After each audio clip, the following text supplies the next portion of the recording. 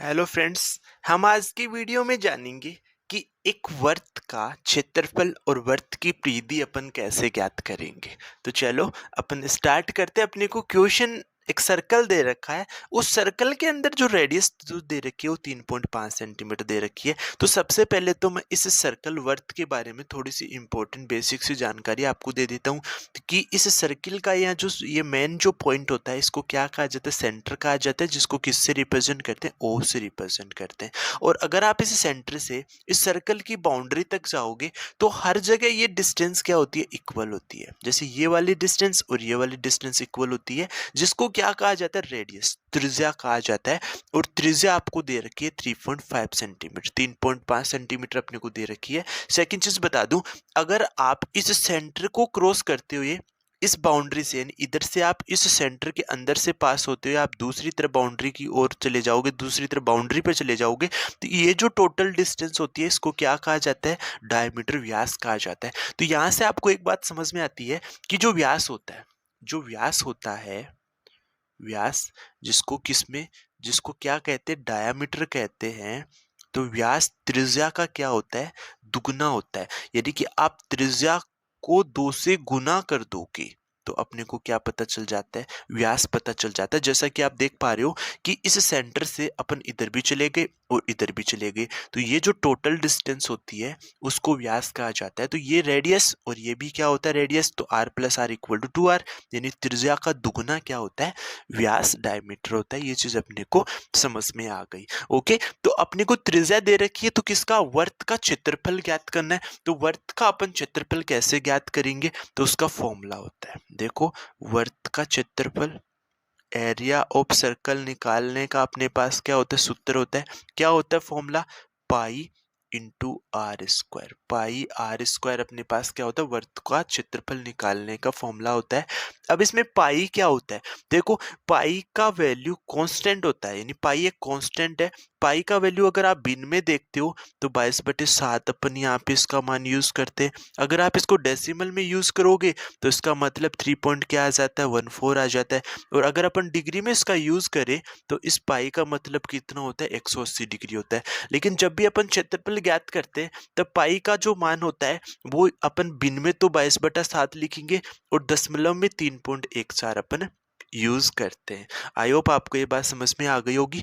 तो इन सभी का मान अपन क्या करते हैं, सूत्र में रखते हैं। तो देखो, इक्वल टू, इस पाई की जगह तो कितना आ जाएगा, 22/7 अपन लिख देते हैं, इंटू आर, रेडियस आपको दे रखा है क्वेश्चन में कितना, 3.5 दे रखा, तो यहाँ पे रख दो, यानी 3.5 का स्क्वायर आ जाएगा। यानी इस 3.5 को मुझे कितनी बार लिखना पड़ेगा, 2 बार लिखना पड़ेगा, क्योंकि आर स्क्वायर बताता है कि इस नंबर को आप 2 बार गुना में लिखो। अब इसको हल करो, देखो 22/7 इंटू इस 35 का जो पॉइंट है ना, इस पॉइंट को हटा दो। तो जब ऊपर की तरफ पॉइंट होता है तो कितने अंकों के बाद पॉइंट है, एक अंक के बाद पॉइंट है, तो एक जीरो पर नीचे लगा देंगे, यानी पॉइंट आप हटाओगे तो 35 बटा कितना आ जाएगा, 10 आ जाएगा।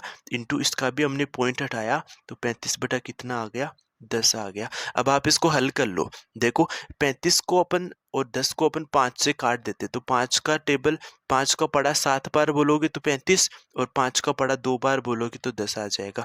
फिर ऐसा ही यहाँ करो, 5 का पड़ा 7 पर बोलोगे 35, और 5 का पड़ा 2 बार बोलोगे तो कितना आ जाएगा, 10 आ जाएगा। अब इसे 7 से 7 काट दो और 2 से आप 22 को काट दो, कितनी बार, 11 बार काट दोगे। अब देखो ऊपर तो क्या बचा, इस 11 को 7 से गुना करोगे तो 11 7 77 आ जाएगा, और भाग में कितना बच गया, 2 बच गया। अब 77 में 2 का भाग दे दो, तो पहले आप 7 में 2 का भाग दोगे तो 2 3 6 आ जाएगा, यानी 3 बार चला गया, 6 आ गया। 7 में से 6 माइनस करोगे, 1 बच गया, यानी 17 बन जाएगा। 17 में 2 का भाग दोगे तो 8 दूनी 16, 17 में से 16 माइनस करोगे, 1 बचा, फिर पॉइंट लगाओगे 0 इन 10, 2 पंजे कितना आ जाएगा, 10। तो 38.5, और जो भी यूनिट दे रखा ना उसका पावर 2 आता है। क्षेत्रफल हमेशा पावर 2 में आता है, यानी जिसको अपन क्या कहते हैं, वर्ग कहते हैं। और किस में दे रखा है, रेडियस सेंटीमीटर में, तो वर्ग सेंटीमीटर अपना, यानी वर्ग से में अपना क्या आ जाएगा, आंसर आ जाएगा।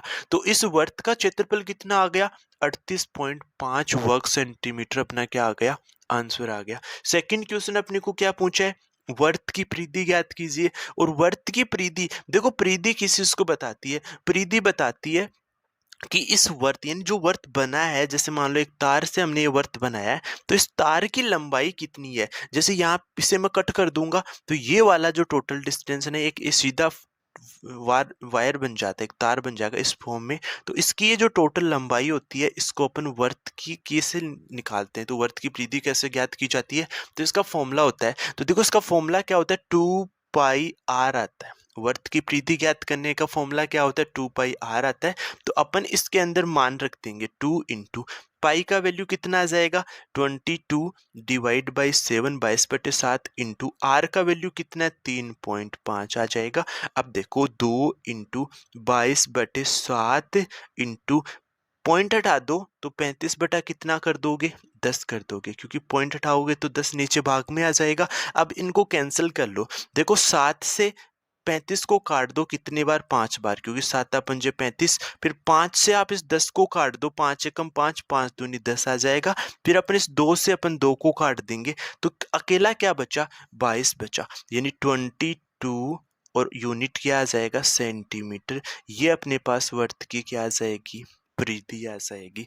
तो आई होप आज का जो कॉन्सेप्ट आपको समझ में आ गया होगा कि हमने आज की क्लास के अंदर क्या डिस्कस किया, कि एक सर्कल दे दे, उसकी रेडियस अपने को पता हो, तो आप उसका परिधि और उसका क्षेत्रफल कैसे ज्ञात करेंगे। तो अगर आपको ये वीडियो अच्छा लगा तो आप इस वीडियो को लाइक कर देना, और चैनल पे आप पहली बार विजिट कर रहे हो तो आप चैनल को सब्सक्राइब कर लेना। Okay, thank you for watching video.